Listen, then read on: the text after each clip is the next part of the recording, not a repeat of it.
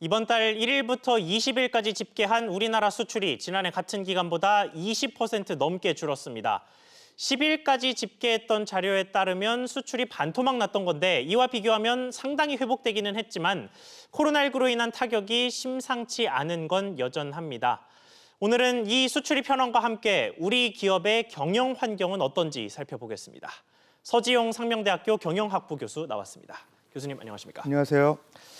네, 먼저 수출입 현황부터 좀 보겠습니다. 1일부터 20일까지 20일 동안을 집계해 봤을 때 수출이 20% 넘게 줄고 수입도 17% 가까이 줄었더라고요. 그래서 이걸 이번 달 말까지 이제 5월을 통으로 집계하면 또 무역 적자가 나올 가능성이 높다 이런 전망 나오던데 어떻게 보고 계십니까? 예, 적자 가능성이 높고요. 코로나19로 가장 피해를 보고 있는 부분이 이제 수출 부분입니다. 예. 수출 실적이 개선되지 않고 있는데요. 4월만 하더라도 지금 실적 부진이 돼서 전년 동기 대비 27.6% 수출이 감소했는데 5월은 더 심각했었어요. 그래서 예. 1월부터 10월 10일까지 그 내용을 보게 되면 46.3%가 이제 수출액이 급감했었거든요. 네. 다행히도 20일까지 좀 이렇게 관세청이 발표한 자료를 보니까 20.3%. 그러니까 사실 그 힘을 냈다 46.3%에서 상당히 많이 회복이 됐죠. 예. 그럼에도 불구하고 2개월 연속 전년 동기 대비 20% 이상 이제 감소하고 있는 건 상당히 심각한 문제인 것 같고요. 특히 이제 그 석유 제품이라든지 그 승용차 이쪽 수출이 상당히 줄어들고 있고요. 특히 이런 쪽 수출을 많이 하고 있는 그 미국이라든지 EU 쪽의 어떤 수요가 개선이 되지 않기 때문에 예. 앞으로 5월 이후에도 상당히 어렵지 않을까 생각이 됩니다. 그렇군요. 자, 조금 더 품목별로 좀 자세히 들어가 보겠습니다. 방금 자동차 이야기를 하셨는데 사실 뭐 우리나라가 많은 제품을 수출합니다만 상징적인 두 제품을 꼽으라면 하나는 반도체, 하나는 자동차 이 정도로 이제 이야기를 많이들 하는데 반도체는 수출이 꽤 성장을 했고 자동차는 말씀하신 것처럼 급감을 했습니다. 원인이 어디에 있었다고 보십니까? 예, 그 반도체는 한 전년 동기 대비 13.4% 오히려 개선이 됐는데 예. 승용차 같은 경우는 58.6%가 감소했죠. 네. 근데 먼저 자동차 같은 경우는 주로 우리가 EU라든지 미국이라든지 수출을 많이 하고 있어요. 그쪽에서 워낙 내구재에 대한 수요가 감소하다 보니까 우리가 이제 어떻게 보면 반토막이 난 거고요. 실제적으로 반도체 같은 경우는 그럼에도 불구하고 늘어난 이유 중에 하나가 최근에 이제 언택트 산업들이 발달하면서 예. 온라인 교육이라든지 이런 뭐 원격 진료라든지 이런 그 온라인 관련된 수요가 있기 때문에 그쪽에 들어가는 이제 반도체의 어떤 그런 수요가 있다고 봤을 때 그런 부분 때문에 어느 정도 이제 사실 그 감소세가 둔화되다가 최근에는 이제 오히려 반도체 이제 수출이 증가하는 쪽으로 나타나고 있거든요. 예. 상당히 고무적인 일이긴 합니다. 그럼에도 불구하고 과연 이런 그 수요가 계속 지속될 수 있는지는 사실 코로나19에 관련된 그런 그 치료제가 나오느냐 여부의 관건이 될 것 같습니다.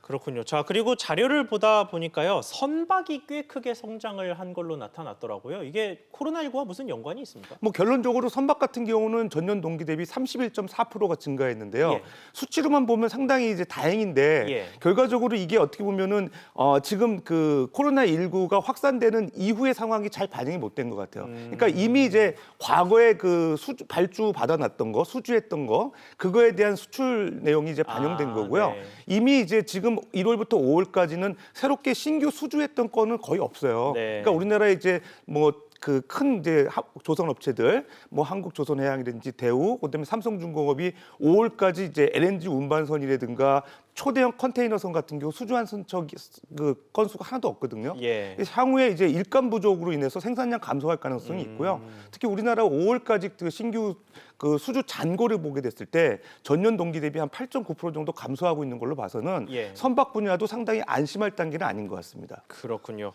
자, 다음 얘기로 좀 넘어가 보겠습니다. 이렇게 코로나19 충격이 전 세계적으로 진행되고 있다 보니까 세계 각국에서 자국의 기업들 중에 해외로 진출했던 기업들을 다시 자국으로 되돌리려는 소위 리쇼어링 정책이라고 부르죠. 이런 것들을 추진하고 있는데 우리나라도 역시나 동참을 하고 있습니다. 그래서 우리나라를 짚어보기 전에 일단 다른 국가들이 이 리쇼어링을 어떻게 추진을 하고 있습니까? 예, 리쇼링이라고 하면은 이제 그동안에 이제 뭐 인건비 절감하고 더 큰 어떤 시장을 찾아가지고 해외로 제조업이 나가는 거죠. 예. 근데 이제 미국 같은 경우는 그동안에 이제 해외 진출을 많이 하는 기업들이 있었는데 최근에 이제 그 제조업 경기를 좀 활성화시키기 위해서 미국 그 정부에 상당히 인센티브를 주고 있는 것 같습니다. 최근에 사례를 보게 되면은 미국의 이제 벤처 제조 회사 플로라는 회사가 있는데요. 예. 미국 복지부랑 3억 5천만 불의 이제 관급 계약을 맺었다고 합니다. 그러니까 상당히 단일 규모로 상당히 큰 예. 규모예요. 그 광급 계약 내용을 보게 되면은 그 코로나19 치료제를 이제 국내에서 개발해서 국내에 이제 공급하는 그런 계약 내용이 있다고 합니다. 예. 결과적으로 미국 같은 경우는 적극적으로 이제 리쇼링하는 그런 정책을 추진하고 있고요. 그다음에 이제 프랑스 같은 경우도 최고 적극적입니다. 마스크 이제 부족이 많이 생기기 때문에 네. 마스크 이제 제조를 이제 거의 이제 자국에서 이제 독립적으로 이제 다 생산하겠다. 예. 그 계속 마크롱 대통령이 이제 계속 얘기를 하고 있거든요. 그래서 좀 프랑스 같은 경우도 지금 그 제조에 대한 상당히 리쇼링 정책을 강화하고 있고요. 영국 같은 경우도 주요 그 전략적인 품목들 해외 수출하는 걸 금지하고 있고 제조업의 어떤 그 자국에서의 어떤 그 활성화 정책을 추진하고 있는 상황이거든요. 그런 입장에서 보면 전 세계적으로 보면은 이런 선진국들이 그 동안에 이제 그 옵쇼링 했던 그런 제조 기업들이 예. 리턴하기 위해서 상당히 이제 보조금들 지원하고 그다음에 이제 세금도 감면해 주는 정책을 적극적으로 피고 있는 것 같습니다. 자, 그런데 이런 와중에 국내에서는 LG전자가 구미에 있는 TV 생산 라인 상당수를 뜯어서 인도네시아로 옮기겠다라는 발표를 했단 말이죠. 예. 그래서 뭐 정반대되는 행보가 나왔습니다. 예, 뭐 전 세계적으로 이제 선진국들이 리쇼링 정책을 강화하는 거에 비해 보면 조금 더 상반된 내용인데요. 예. 뭐 내용을 보면은 일단은 구미에 있는 그 TV 생산 공장 라인을 2개를 이제 인도네시아로 옮긴다 그래요. 예. 인도네시아의 그 아시아 TV 시장 거점으로 이제 좀 활발하게 좀 활성화시킨다는 목표를 갖고 있는 것 같은데 네. 뭐 그럼에도 불구하고 지역에서 상당히 좀 부정적 입장이 많고 뭐 리쇼링을 강화하는 입장에서 우리는 반대로 가는 게 아니냐 그런 목소리가 나오죠. 근데 이제 그 다른 어떤 가전 제품하고 틀리게 TV 같은 경우는 글로벌 수요가 많이 좀 줄어들고 있고요. 예. 우리나라 시장에서도 뭐 한국, 그다음에 일본, 중국 제품들이 사실 경쟁이 치열하기 때문에 인건비 절감에 대한 수요가 이제 상당히 이제 부각되고 있는 상황이에요. 그럼에도 불구하고 사실 그 정부에서 어떤 보조금이라든지 이런 것들이 마땅치 않기 때문에 기업 입장에서는 이제 그 비용 절감 측면에서 이제 동남아시아 쪽으로 많이 진출하려고 하는 니즈가 있는 것 같습니다. 뭐 어쨌든 우리나라의 그 어떤 그 주력 제조업체가 해외로 나가는 걸 좀 방지하기 위해서는 뭐 세금을 이제 일시적에도 감면하고 보조금을 지급을 해가지고 좀그 해외로 나가는 걸 좀 묶어놓는 게 바람직한 정책이 아닐까 생각이 됩니다. 그렇군요. 자, 그래서 수출과 관련된 이야기를 지금 쭉 해왔는데 이게 수출은 결국 세계 경기에 영향을 받다 보니까 뭐 우리나라가 홀로 자유롭게 통제할 수 있는 변수가 그렇게 많지 않잖아요. 그래서 눈길을 돌리는 게 내수인데 일단 내수하면 긴급재난지원금 생각하시는 분들이 많을 것 같습니다. 이게 실제로 내수 진작에 좀 효과가 있다고 보십니까? 예, 효과가 있는 게 나타나고 있습니다. 예. 지금 한 5월 둘째 주 전국 소상공인들이 이제 카드 매출 실적이 이제 보게 되면은 그런 효과가 나타나는데요. 예. 그 한국 신용 데이터가 그런 그 데이터를 최근에 발표를 했는데 전년 동기 대비 5월 둘째 주부터 그 둘째 주가 지금 긴급재난지원금 이제 바로 실시가 되던 그 시기인데 그 전국 소상공인들의 카드 매출 실적이 전년과 비슷한 수준이 됐다고 그래요. 그러니까 전년 기준을 100이라고 봤을 때 올해 이제 그 동기에 그 소상공인들의 카드 매출 실적이 비슷한 수준이 나오고 있습니다. 예. 특히 이제 그동안에 긴급재난지원금을 지역 단위에서도 많이 지급했던 경기도, 그다음에 뭐 인천 수도권, 그다음에 이제 그 뭐 부산, 경남, 그다음에 또 전북, 전남 이런 지역 같은 경우는 예. 전년을 100으로 봤을 때 오히려 100 이상으로 지금 소상공인 실적이 이제 늘어나고 있거든요.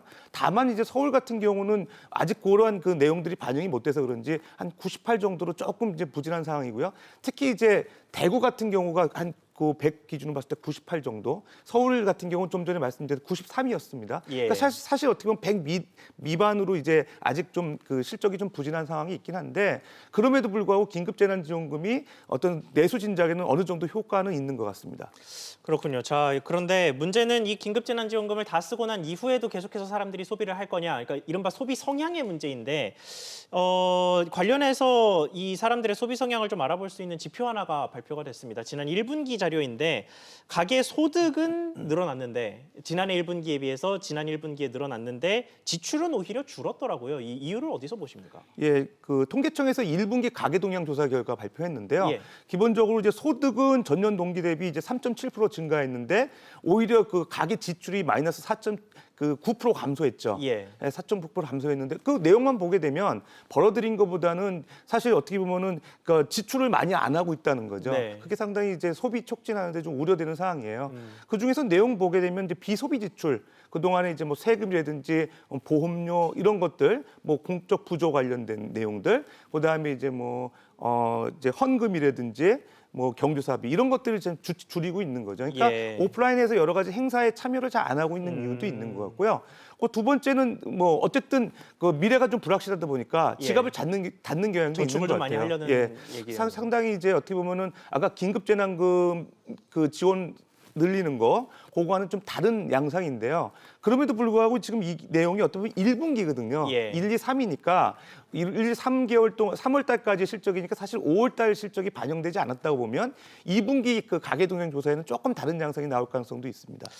그렇군요. 자, 오늘 이렇게 수출입과 가계 동향 이야기 쭉 나눠봤는데 사실 이것 외에도 다른 악재들이 많죠. 뭐 미중 무역 분쟁 재점화 우려도 대표적이고 뭐 일자리 문제, 뭐 빠르게 늘어나는 정부 재정 문제 뭐 이런 것들이 쭉 있는데 산업통상자원부는 2008년 글로벌 위기 때보다도 지금 상황이 더 안 좋다 이런 식으로 전망을 하고 있기도 합니다. 그래서 관련해서 어떤 정책이 더 필요할지 조언하는 말이 부탁드립니다.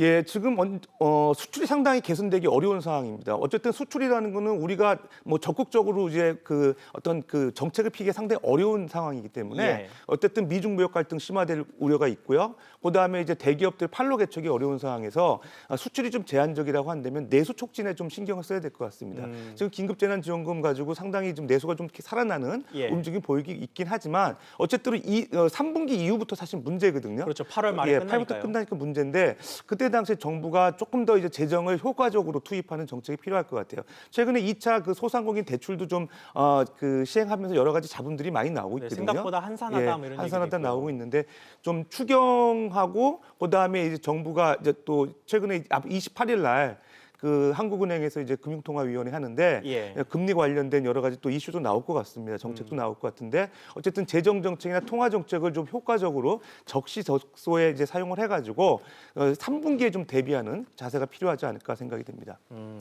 알겠습니다. 오늘 말씀 여기까지 듣겠습니다. 지금까지 서지용 상명대학교 경영학부 교수와 이야기 나눠봤습니다. 교수님 오늘 말씀 감사합니다. 예, 감사합니다.